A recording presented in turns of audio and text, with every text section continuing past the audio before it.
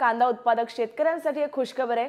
ती म्हणजे केंद्राने बांगलादेश आणि यूएई मध्ये कांदा निर्यातीवर आणि निर्यातीला परवानगी दिली आहे।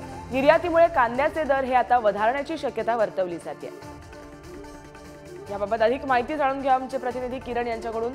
किरण, कांदा उत्पादक शेतकरी जे चिंतेत होते त्यांच्यासाठी आता कुठेतरी ही खुशखबर मानली जाते। नक्कीच या सगळ्या संदर्भात जर बघितलं तर ऑगस्ट महिन्यामध्ये कांद्याला 40% निर्यात शुल्क लावलं होतं। त्यावेळेला देखील कांदा उत्पादक शेतकऱ्यांना आणि व्यापाऱ्यांना याचा मोठा फटका बसला होता आणि अशी सर्व परिस्थिती असताना डिसेंबर महिन्यामध्ये देखील सरकारने थेट कांदा निर्यात बंदीच करून टाकली। त्यामुळे जे कांदा उत्पादक शेतकऱ्यांना जो दर मिळत होता तो साधारणपणे 4000च्या घरात गेला होता आणि या सगळ्या पार्श्वभूमीवर भविष्यातील परिस्थिती ओळखून कांदा निर्यात बंदी केली गेली अशा स्वरूपाचं केंद्र सरकारच्या माध्यमातून सांगण्यात आलं आणि त्या सगळ्या पार्श्वभूमीवर कांदा उत्पादक शेतकरी आणि व्यापाऱ्यांमध्ये मोठ्या प्रमाणात रोष होता।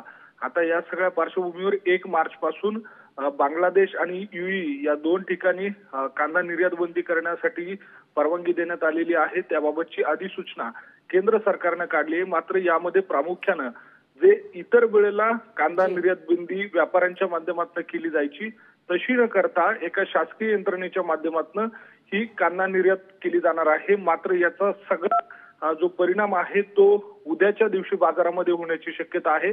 उद्याच्या दिवशी कांद्याचे दर वधारतात की कमी होतात हे सगळं बघून व्यापारी पुढील दिशा ठरवण्याची शक्यता आहे। मात्र या सगळ्या निर्णयाच्या पार्श्वभूमीवर व्यापारी वर्गामध्ये समाधानकारक अशी स्थिती नाहीये, त्यांच्यामध्ये नाराजी आहे। त्यामुळे कांदा उत्पादक शेतकऱ्यांना दिलासा मिळतो की व्यापाऱ्यांना दिलासा मिळतो हे सगळं उद्याच्या दिवशी प्रत्यक्षात बाजार सुरू झाल्यानंतर स्पष्ट होईल। गार्गी, किरण, महाराष्ट्रातल्या शेतकऱ्यांसाठी हे कितपत फायदेशीर ठरू शकणार आहे?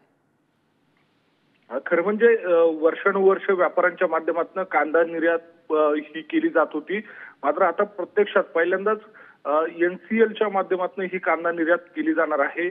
जी तांदूळ विक्री करणारी किंवा तांदूळ निर्यात करणारी यंत्रणा आहे आता ती एक प्रकारचा नाशवंत असलेलं जे पीक आहे कांदा पीक ते फार काळ टिकू शकत नाही, त्या कांद्याची निर्यात ते करणार आहे। त्यामुळे एकूणच पहिल्यांदाच अशा पद्धतीचा प्रयोग होणार आहे। तो प्रयोग यशस्वी होतो की नाही याकडे व्यापारी बघणार आहे आणि वर्षानुवर्ष जी एक्सपोर्ट केलं जाणारा कांदा आहे तो कांदा कशा पद्धतीने करणार याचं निरीक्षण व्यापाऱ्यांच्या माध्यमातून होणार आहे। त्यामुळे मागील काळामध्ये नाफेड आणि एनसीसीएफच्या माध्यमातून कांदा खरेदी करून शेतकऱ्यांना दिलासा दिला जाईल अशा पद्धतीचं घोषणा केंद्र सरकारने केली। मात्र प्रत्यक्षात नाफेड आणि एनसीसीएफ हे बाजार समितीमध्ये जाऊन कांदा खरेदी केलं नाही आणि त्यामुळे नाफेड आणि एनसीसीएफच्या आणि एकूणच केंद्र सरकारच्या या सगळ्या कांदा खरेदीच्या धोरणाला शेतकरी आणि व्यापाऱ्यांनी कडाडून विरोध केला होता आणि त्याबाबतही केंद्र सरकारकडनं शेतकऱ्यांना दिलासा मिळाला नाही।